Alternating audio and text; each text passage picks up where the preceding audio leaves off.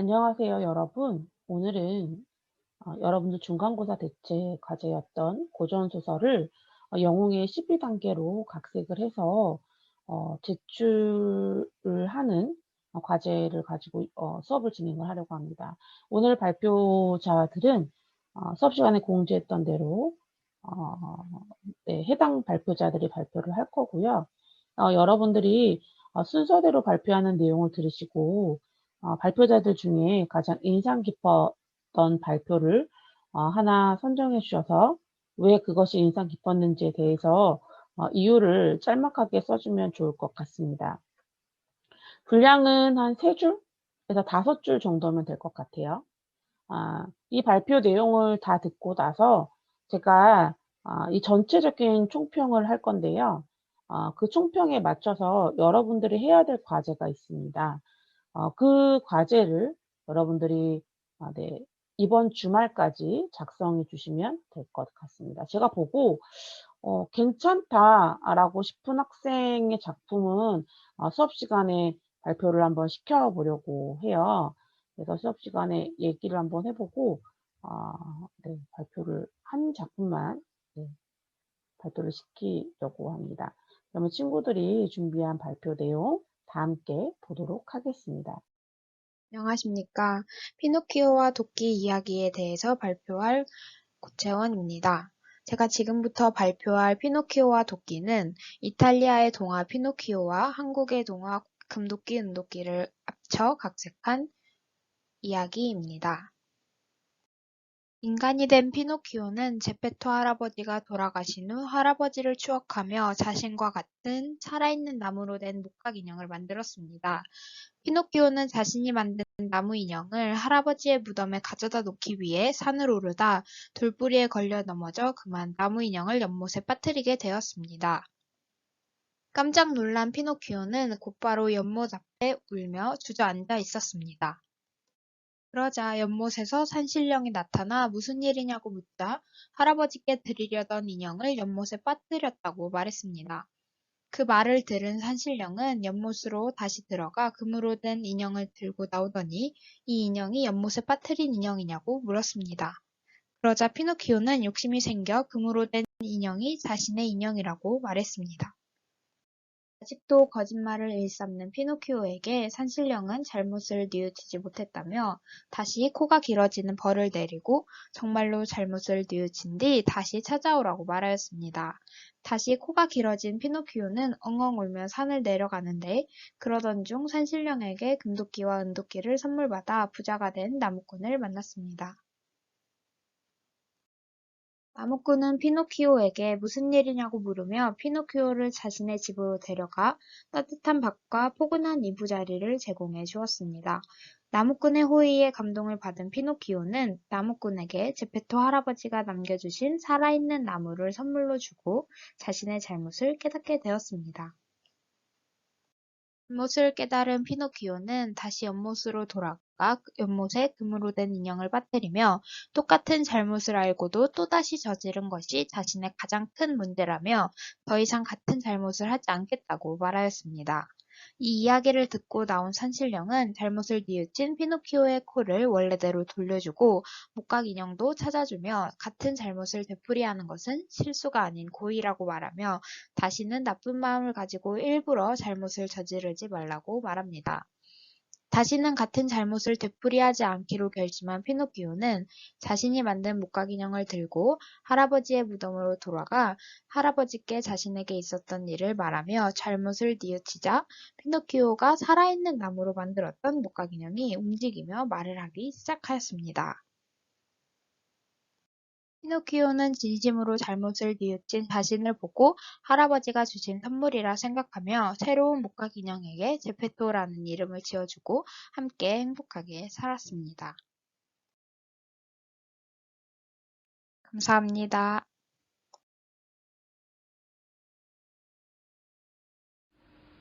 영상 애니메이션 학과 김영주 엄지전 발표 시작합니다.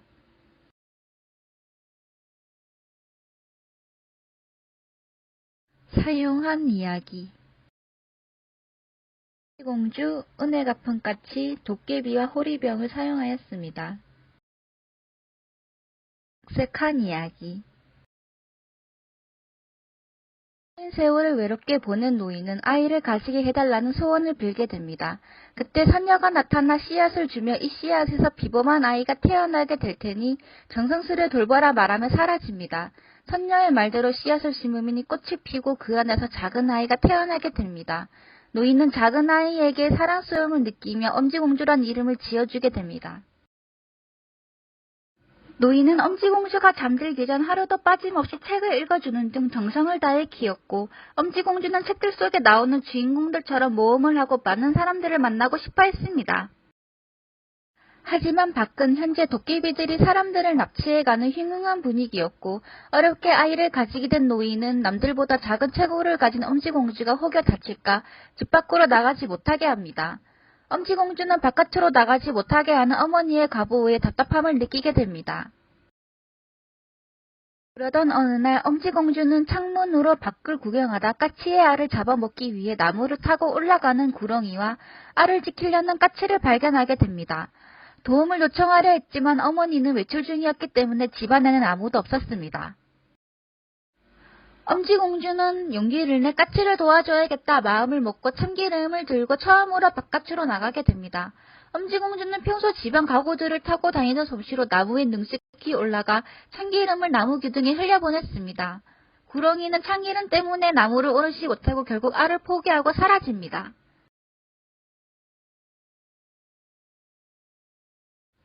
까치는 감사를 표하며 꼭 은혜를 갚고 싶다 말했고, 엄지공주는 도깨비가 사라져 맘 편히 밖을 나가고 싶은 것이 자신의 소원이기에 까치가 이루어줄 수 있는 소원이 아니라고 말하게 됩니다.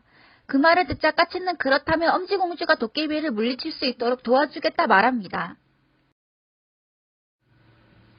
엄지공주는 깜짝 놀라며 그 말이 진실인지 되물었고, 까치는 자신은 사실 하늘나라에서 씨앗을 물어오는 새이며 하늘나라의 신비한 씨앗과 엄지공주의 용기와 지혜만 있으면 분명 물리칠 수 있을 것이라 말했습니다. 그리고는 엄지공주에게 까치는 빨간 박씨, 하얀 박씨, 파란 박씨를 내어주며 색깔에 맞는 물체를 상상하고 던진다면 그 물체가 박에서 생겨날 것이라고 말했습니다. 엄지공주는 고개를 끄덕이며 3일의 시간을 달라고 합니다. 까치를 타고 도깨비 동굴로 찾아간 엄지공주는 작은 몸을 이용해 도깨비를 몰래 열쇠를 훔쳐 사람들을 감옥에서 풀어주었습니다. 모두 무사히 밖으로 나간 것을 확인한 엄지공주는 도깨비들을 깨우기 시작합니다. 도깨비들은 엄지공주가 사람들을 모두 풀어주는 것을 알자 엄지공주를 죽이기 위해 달려듭니다. 엄지공주는 작은 몸을 이용해 요리조리 도망가다 품에서 하얀 박씨를 꺼냅니다. 박씨를 던지자 박이 순식간에 열리고 터지더니 안개가 뿜어져 나왔습니다. 앞이 보이지 않자 도깨비들은 허우적거리며 쫓아오지 못했습니다. 하지만 코가 좋은 도깨비들은 안개를 헤치고 엄지공주를 쫓아왔습니다. 이번엔 파란 박씨를 던졌고 물이 순식간에 차올랐습니다. 하지만 수영을 잘하는 도깨비들은 끝까지 엄지공주를 쫓아왔습니다. 마지막으로 빨간 박씨를 던졌고 박에서는 팥이 쏟아져 나왔습니다. 도깨비들은 팥을 보자마자 혼비불산하며 그제서야 모두 도망갔습니다. 사람들은 무사히 동굴에서 구출되었고 가족과 상봉하게 됩니다. 엄지공주에게 감사의 지초로 마을에 축제를 벌였습니다. 사람들은 모두 엄지공주에게 도깨비들을 무찌를 방법을 어떻게 생각했느냐 물었습니다. 엄지공주는 문득 자신의 어머니가 생각났습니다. 집으로 돌아온 엄지공주는 처음엔 어머니에게 매우 혼났지만 이후 진심으로 사과하며 자신이 얼마나 바깥에 나가고 싶어하는지 말했고, 어머니도 얼마나 엄지공주를 아끼고 사랑하는지 말하며 둘은 서로 생각을 존중하고 맞춰나가며 오랫동안 행복하게 살았습니다.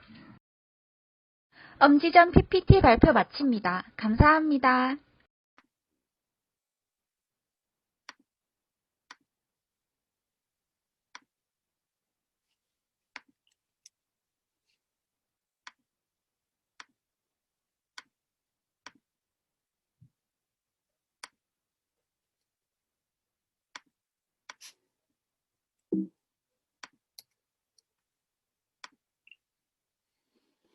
안녕하십니까. 16학번 보건상담복지학과 박성룡입니다.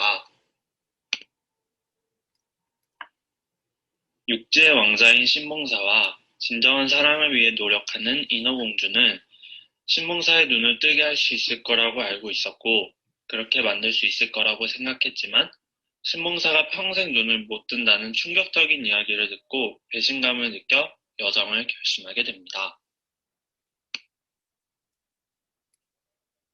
육지에 올라오기 위하여 인어공주는 자신이 살던 바다의 모든 것들을 포기하고 올라왔고, 바다와는 많이 다른 낯선 육지 생활에 많이 힘들어했습니다. 또한 생전 처음 써보는 다리로 건너라 자주 넘어져서 다리에 많은 상처 때문에 피가 난 상태였습니다. 이렇게 심적으로도 육체적으로도 인어공주는 많이 지쳐 있었습니다. 심적으로 깊게 새겨진 상처와 피투성이가 된 다리를 이끌고 여정을 계속 이어나가던 중 인어공주는 어느 한 마을이 보이기 시작하며 그 마을을 향해 계속 걸어갔습니다. 그 마을에서는 왕의 생일을 맞이하여 한창 축제를 즐기며 각자 좋아하는 옷을 입고 축제를 즐기고 있었습니다. 다리도 다치고 북적이는 사람들 탓에 걷는 것이 더욱더 불편해진 인어공주는 결국 실수를 하고 맙니다. 사람들 옷에 자신의 다리에 묻어있던 피를 묻혀버리고 맙니다. 얼마 가지 않아 사람들은 자신의 옷에 피가 묻었다는 것을 알고 인어공주를 탓하게 됩니다. 마을 사람들은 화를 내며 변상을 하라고 화를 내었고, 인어공주는 복잡한 감정과 바다에서 육지로 올라올 때 모든 것을 두고하여 변상해줄 돈이 없었기에 슬픔에 잠겨 어찌할 바를 모르고 있었습니다. 멀리서 축제를 즐기고 있었던 왕은 유독 한 곳에만 집중되어 있는 사람들을 보고 무슨 일인지 궁금해하여 가보기로 합니다. 무슨 일인지 사람들은 잔뜩 화가 나가 있었고 소리를 지르고 있었습니다. 또한 슬픔에 잠긴 인어공주를 보게 됩니다. 울고 있는 인어공주를 본 왕은 깜짝 놀랐습니다. 너무 아름다운 인어공주의 외모 때문이었죠. 몇 분 후 무슨 일인지 알게 된 왕은 인어공주에게 도움이 되고자 모든 것을 변상해 주겠다며 호의를 베풀었습니다.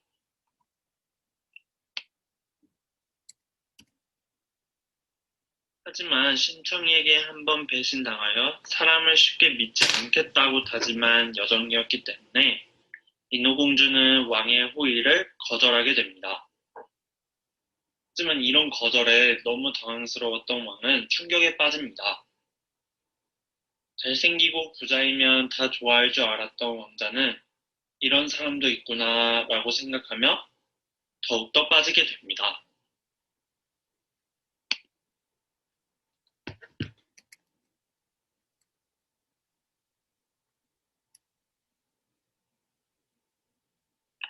왕은 인어공주를 자신만의 아내로 맞이하고 싶어서 그 자리에서 청혼을 하게 됩니다. 하지만 인어공주는 복잡한 감정과 상황들 때문에 단번에 거절하고 맙니다. 왕은 이러한 한 번도 느껴보지 못한 거절과 당혹스러움에 많은 사람들 앞에서 창피함을 느꼈고 좌절감에 빠지게 되었습니다. 그렇게 모든 호의를 거절하고 급급한 상황 때문에 인어공주는 변상을 위해 일을 시작하게 됩니다. 쉬지 않고 일을 하다가 결국 스트레스와 화병 그리고 과로로 인해 쓰러져서 앓다가 결국 며칠 있다가 쓸쓸한 죽음을 맞이하게 됩니다. 감사합니다.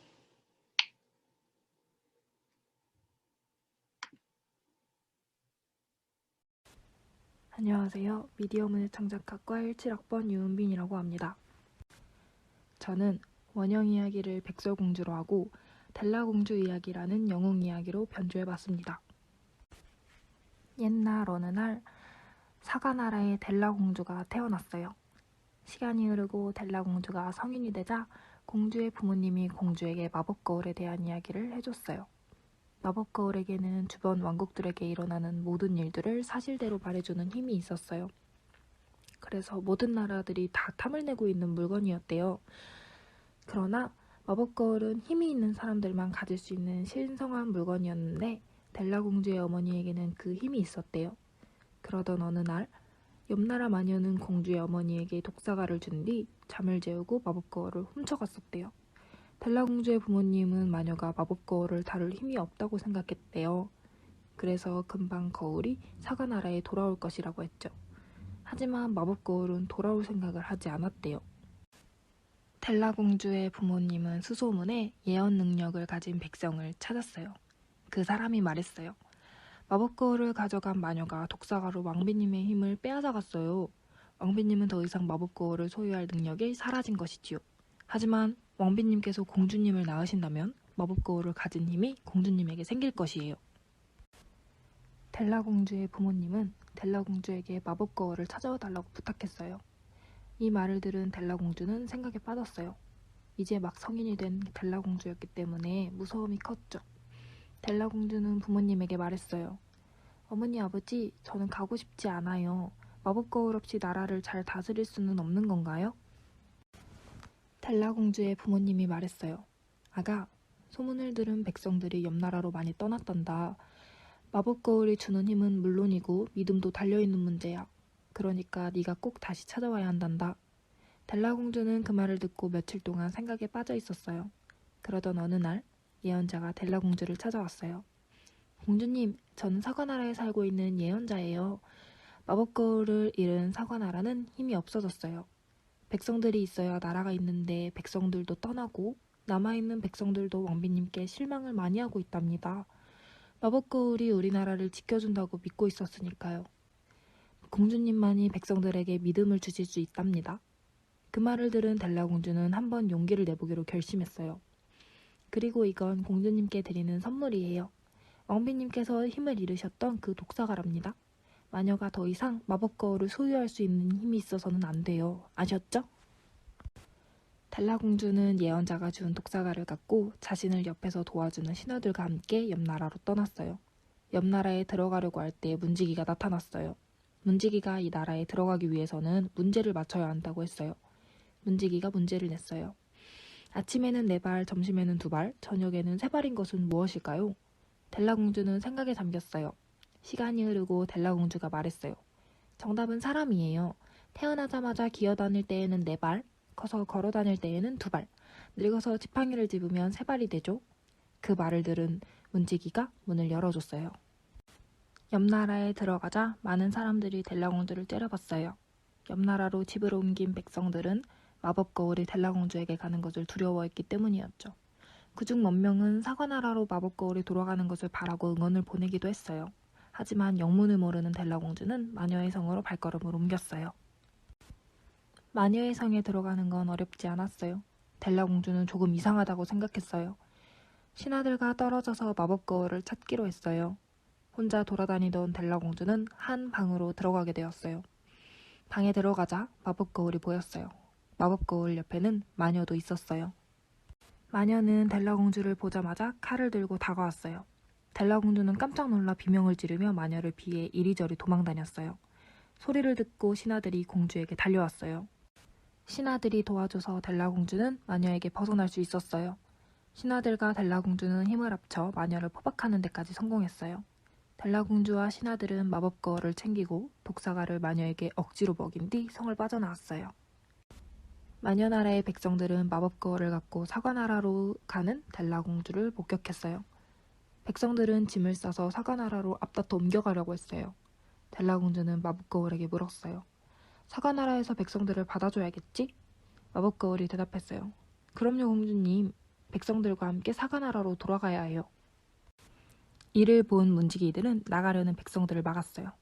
문지기는 마녀 나라에 들어온 사람들은 다른 나라로 옮겨갈 수 없다고 했어요. 그 광경을 본 델라 공주는 문지기를 막아섰어요. 델라 공주가 말했어요. 사과나라는 들어올 때 문제가 필요 없어요. 나갈 때에도 마찬가지지요. 백성들이 행복하기 위해 나라를 선택하는 건 그들이 자유라고 생각해요. 델라 공주의 말을 듣고 백성들은 모두 기뻐했어요. 그렇게 델라 공주는 백성들은 물론이고 마법 거울을 가지고 사가나라로 돌아왔어요. 사가나라에 있던 왕과 왕비는 무사히 돌아온 델라공주의 능력을 높이 사서 그녀에게 왕위를 물려줬어요. 델라공주는 왕이 되어 백성들과 행복하게 잘 살았답니다. 지금까지 델라공주 이야기를 들어주셔서 감사합니다. 안녕하십니까. 저는 항공관광학과 3학년 이민영입니다. 스토리텔링과 생활 발표를 시작하겠습니다. 저는 심청전과 해와 바람과 나그네를 활용해 영웅 이야기를 새롭게 지어보았습니다. 날씨의 신 심청은 지나가는 사람을 우연히 보게 되었습니다. 심청은 바람을 불어 그 사람의 외투를 벗기려고 하였습니다. 그러나 바람이 불자 외투를 꾹 눌러쓰고 재빠르게 갈 길을 걸어 사라졌습니다.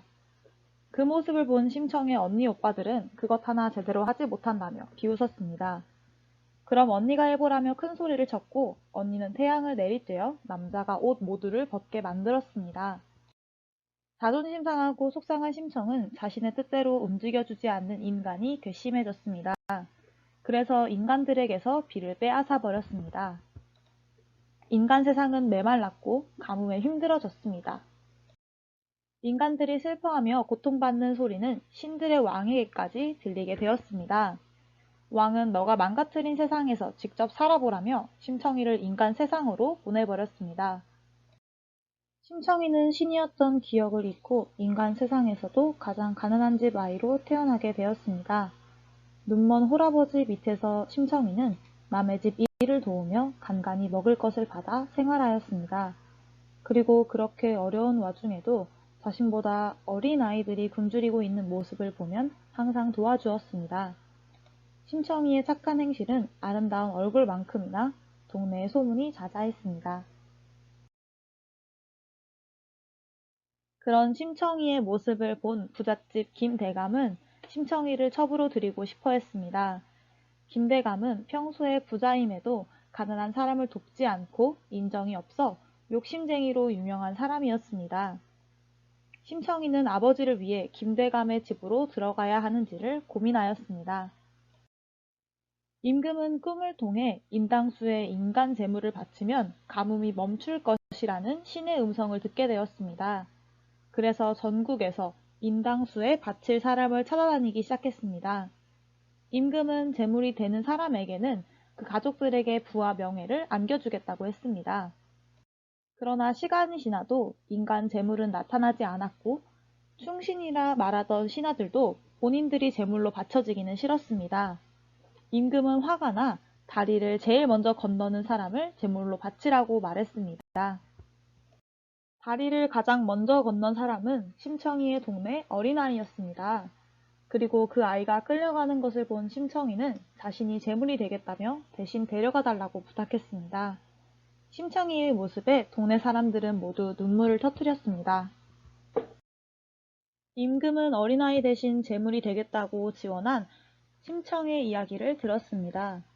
그리고 이에 큰 감명을 받아 심청이의 아버지를 끝까지 지켜주겠다는 약속을 하였습니다. 심청이는 인당수에 몸을 던졌습니다. 그리고 그 순간 심청은 하늘로 올라가 신으로 깨어났습니다. 심청의 앞에는 신들의 왕과 언니 오빠가 모두 있었습니다. 신들의 왕은 인자한 미소를 지으며 심청을 맞이해 주었습니다. 심청은 자신의 잘못으로 인해 얼마나 많은 사람들이 고통받았는지를 알게 되었습니다. 심청은 눈물을 흘리며 이제 다시는 재미로 날씨를 바꾸지 않겠다고 다짐했습니다. 그리고 인간 세상에 비를 내려 주었습니다. 심청이가 인당수에 몸을 던진 직후 인간 세상에는 단비가 내렸습니다. 사람들은 환호성을 질렀고 임금은 인당수 앞에 동상을 세워 사람들에게 심청의 아름다운 마음을 오래오래 기억할 수 있도록 했습니다. 이것으로 스토리텔링과 생활 발표를 마치도록 하겠습니다. 감사합니다.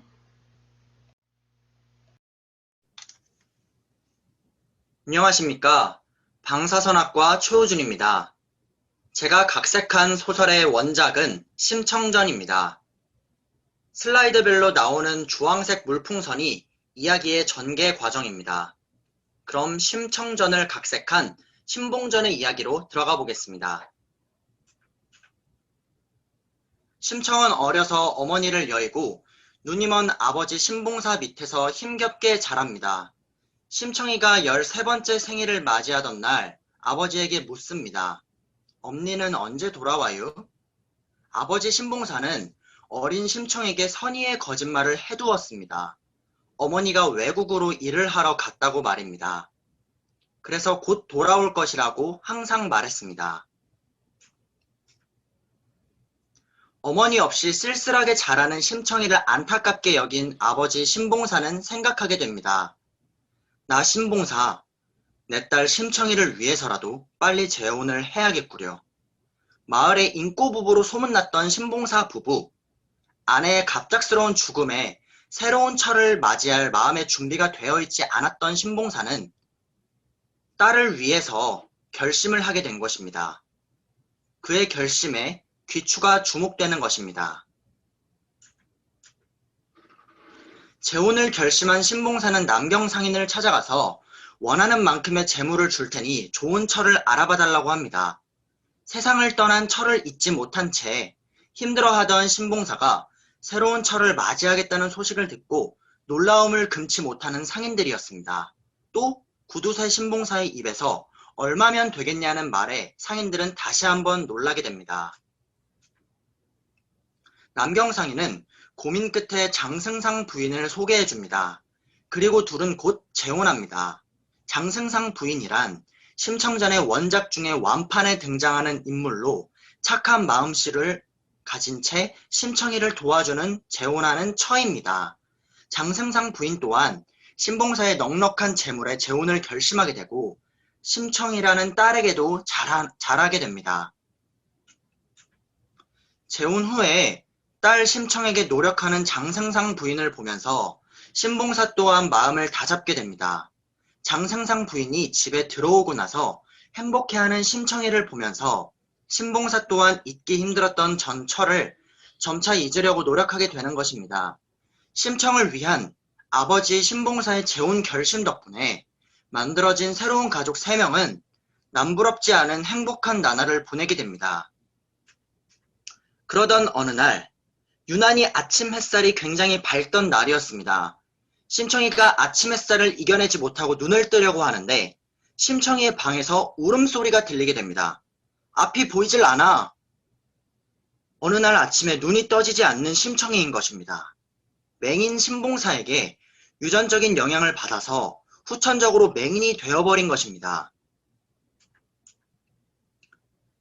아버지 신봉사는 낙담하게 됩니다. 하지만 빠르게 정신을 차리게 되고 해결 방법을 모색하려고 노력합니다. 딸에게 본인과 같은 삶을 물려주고 싶지 않았던 아버지 신봉사, 남경상인과 마을 사람들에게 수소문을 해서 해결 방법을 찾게 됩니다. 그렇게 노력하던 중 공양미 300석을 부처님께 바치면 딸이 눈을 뜰 수 있다는 말을 듣게 되고 신봉사는 한평생 모은 재물을 모조리 정리해서라도 쌀을 마련하고자 노력합니다. 이때 신봉사는 한치의 고민도 없이 본인의 눈이 아닌 딸의 눈을 뜨게 해줘야겠다고 생각하게 됩니다. 본인의 눈은 생각조차 하지 않는 아버지 신봉사의 영웅적인 모습을 볼 수 있었습니다. 이렇게 심청이를 위해서 집안의 모든 재물을 팔아서 공양미 300석 마련에 결국 성공했습니다. 신봉사는 이를 계획대로 부처님께 바치게 되었고 놀랍게도 심청이의 두 눈은 원래대로 돌아왔습니다. 딸의 두 눈을 뜨게 하려고 모든 재산을 바친 신봉사는 빈털터리가 되었고 결국 재혼한 처도 떠나게 되었습니다. 모든 걸 잃게 되었지만 딸의 두 눈은 되찾게 된 셈입니다. 앞으로 신봉사는 딸이 넉넉하고 행복한 삶을 살 수 있도록 좋은 집안으로 시집을 보내야겠다고 마음을 먹게 됩니다. 신봉사는 향후 2년 동안 악착같이 다시 한번 재물을 모아서 딸이 15살이 되던 해에 튼튼한 집안으로 그리고 행복한 집안으로 시집을 보내고 한시름을 놓게 됩니다. 결국 심청은 본인밖에 모르는 딸 바보 신봉사 덕분에 평생 건강한 두 눈을 가진 채 좋은 집안으로 시집을 가서 행복하게 살았다고 합니다.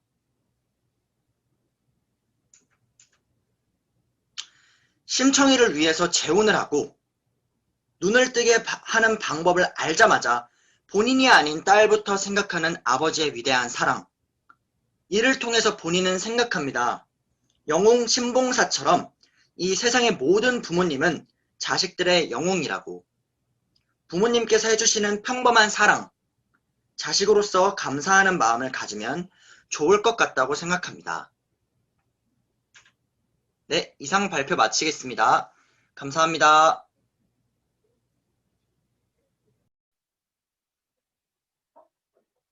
앞에 친구들이 한 내용 잘 들었나요? 네. 앞에서 언급했듯이 여러분들이 친구들이 한 내용을 듣고 그리고 그것들 중에 제일 잘했다라고 생각하는 작품 하나를 골라서 그 이유를 써주시면 됩니다. 두 번째는 뭐냐면요. 여러분들이 이 이야기를 보면서 어떤 작품들 보면서 되게 잘 만들었는데? 믹스를 참 잘했는데? 라는 생각이 든 작품들이 있었을 거예요. 저도 물론 그런 작품이 있습니다.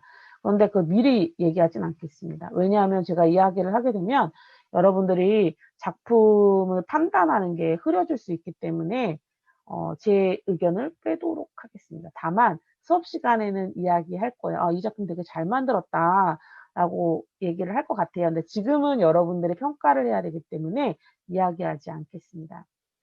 전체적으로 여러분들이 봤을 때의 재미는 있었지만 좀 아쉬운 부분이 있지 않았나요? 네. 어떤 부분이 아쉬웠죠? 조금 유치하지 않았나요? 네. 그건 어쩔 수 없는 일인 것 같습니다. 왜냐하면 이 원전을 고전 문학을 그대로 가지고 와서 다른 이야기랑 믹스하는 것이기 때문에 그럴 수밖에 없다라고 생각이 들지만 가장 큰 이유는 이 이야기들 속에서 필연적인 부분이 많이 없기 때문이라고 저는 생각이 들어요. 또 하나는 이 시대적 배경이 현대가 아니라 과거이기 때문에 더 유치하게 느끼는지도 모른다라는 그런 생각이 들었습니다. 그래서 두 번째 각색 과제를 여러분들에게 내주겠습니다. 이 두 번째 각색 과제는 우선은 원소스는 고전 문학을 가지고 오되 시대적 배경은 현대여야 합니다. 예를 들어 심청전을 각색을 한다라고 한번 해볼게요. 이 수업에서도 심청전을 각색한 학생들이 있는데 고전 소설에서는 심청이가 눈먼 아버지를 위해서 인도항수에 빠지는 장면들이 나오잖아요. 그런데 이걸 현대로 각색하게 되면 심청이가 아버지를 위해서 인당수에 빠질 수는 없겠죠. 그리고 아버지의 아킬레스건이 보이지 않는 눈 말고 또 뭐가 있을까요? 네, 뭐 예를 들어서 불치병에 걸렸을 수도 있겠죠. 아니면 뺑소니 사고를 당했을 수도 있겠죠. 그렇죠? 이 아버지의 문제를 해결하기 위해서 심청이 선택한 현대의 직업은 뭘까요? 이해되시나요? 네. 예를 들어서 다른 사람 집에 파출부로 들어갈 수도 있고요. 아니면 호스트바에 취직을 할 수도 있어요. 그런데 이 심청의 직업이 우리가 생각하는 단순하고 평범한 직업은 아닐 거예요. 좀 위험한 직업일 수도 있겠죠. 이런 식으로 현대로 왔을 때 심청의 직업을 어떻게 바꿀 것인지, 신봉사의 병을 어떻게 각색할 것인지 한번 생각해 보세요. 그래서 현대로 각색하는 스토리텔링 한번 여러분들 짜보시되 영웅의 12단계 있잖아요. 이 12단계에 대해서 네, 부분을 나눠서 여러분들이 하셨으면 좋겠어요. 첫 번째 모험의 소명이라고 하시고 그 모험의 소명이 뭔지에 대해서 줄거리를 써주세요. 네. 어떤 학생들은 그냥 1, 2, 3, 4, 5, 6, 7, 8 이런 식으로 번호로 달았는데 이번에 발표한 학생들도 그렇고 그렇게 하지 마시고 1. 모험의 소명 그리고 어떤 거 그리고 뭐 조언자의 만남 뭐 누가 조언자고 뭐 이렇게 분명하게 구분을 나눠서 이야기를 전개해 가셨으면 좋겠습니다. 이 숙제는 시간이 좀 많이 걸리기 때문에 토요일까지로 정해 놓도록 하겠습니다. 그리고 또 하나 팁을 주자면 영웅신화의 여정에서는 12단계에서 사건이 한 개만 있을까요? 아니죠. 중요 메인 사건이 있고 그다음에 부수적인 사건들이 있을 거예요. 이 부수적인 사건들 중에 하나가 주인공이 특별한 세계에 들어가게 될 수 있는 어떤 계기, 작은 사건 이런 것도 있을 거예요. 그걸 잘 조정해서 여러분들이 났으면 좋겠어요. 네. 스토리텔링과 생활 재미있지만 조금 어렵죠. 근데 제가 여러분들 발표를 들으면서 들었던 생각, 그리고 여러분들의 과제를 보면서 들었던 생각은 조금 어려워하기도 하지만 재미를 갖고 열심히 하는 것 같다라는 그런 생각이 들었습니다. 고생하셨고요. 이번 주 과제는 2개입니다. 친구들 거 중에 하나 선택하는 거. 두 번째는 오늘날의 이야기로 다시 각색해 보는 거. 대신에 영웅의 12단계에 대해서 구분을 철저히 해야 되는 거. 그리고 요거를 올릴 때에는 PPT로 올리지 마시고요. 그냥 워드 파일이나 한글 파일로 올리시면 될 것 같습니다. 자세한 사항은 다시 공지사항에 올리도록 하겠습니다. 오늘은 여기까지 하도록 하겠습니다. 다음 주에 줌 실시간 수업으로 보도록 할게요. 고생했어요.